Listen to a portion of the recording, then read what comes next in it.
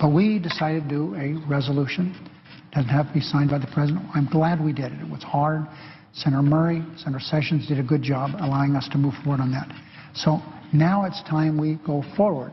We've got a budget resolution we passed here in the House, in the Senate. We want to meet with the House and work out our differences. That's what we've done here for 2 centuries. We should do it on this bill. So I ask unanimous consent. The Senate proceed to consideration of Cal number 33, each con res, that the amendment, which is the desk, the text of S con res 8, the budget resolution passed by the Senate, be inserted in lieu thereof. That H con res 25 as amended be agreed to, the motion reconsider be considered made and laid on the table, that the Senate insist on its amendment, request a conference of the House on the disagreeing votes of the 2 bodies, and the chair be authorized to appoint conferees on the part of the Senate, all with no intervening action or debate. Is there objection? Mr. President. Senator from Texas. Reserving the right to object, one of my concerns is that this conference report could be used to pass a reconciliation bill that would increase the debt ceiling without sufficient input from the minority party and without addressing the fundamental structural spending problems we have at the federal government that are leading to our unsustainable debt.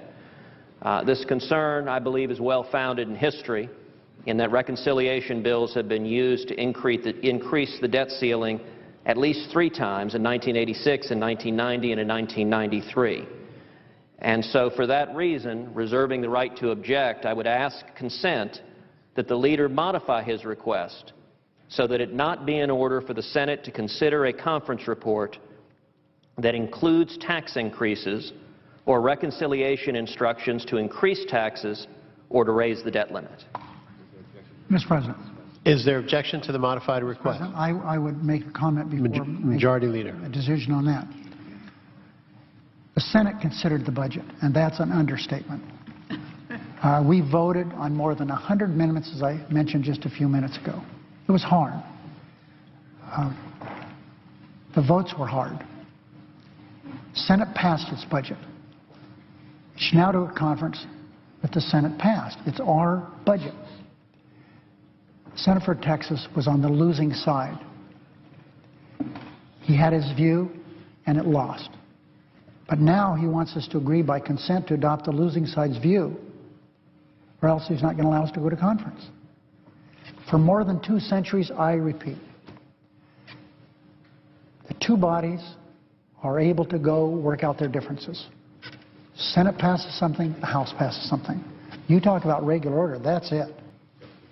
We are able at that time to sit down and talk about the differences. Debt ceiling, he wants to talk about that. He wants to talk about Texas. Taxes, we're happy to do that. But let's do it in the context of regular order. That's what we should be doing around here. My friend from Texas is like the schoolyard bully. He pushes everybody around and is losing, and instead of playing the game according to the rules, he not only takes the ball home with him, but changes the rules. That way, no one wins, except the bully tries to indicate to people he has won. We're asking the Republicans to play by the rules and let us go to conference. I don't think it takes a lot of wizardry to figure out that we know how the American people feel about what they want done with this country. They want us to get on a pathway of growth and economic vitality, which has been hindered. Now, the Republicans have one, they have things they want to do, we have things we want to do. Why can't we sit down as reasonable men and women and work out our differences? That's what a conference is all about. So I object to what my friend suggests. It's actually fairly ridiculous, if you want the truth, that before we go to conference, determine what you are going to do or not do in the conference. That's not how we do things around here. Objection is heard. Is there objection to the original request? Mr. President. Senator from Texas. I wasn't aware we were in a schoolyard.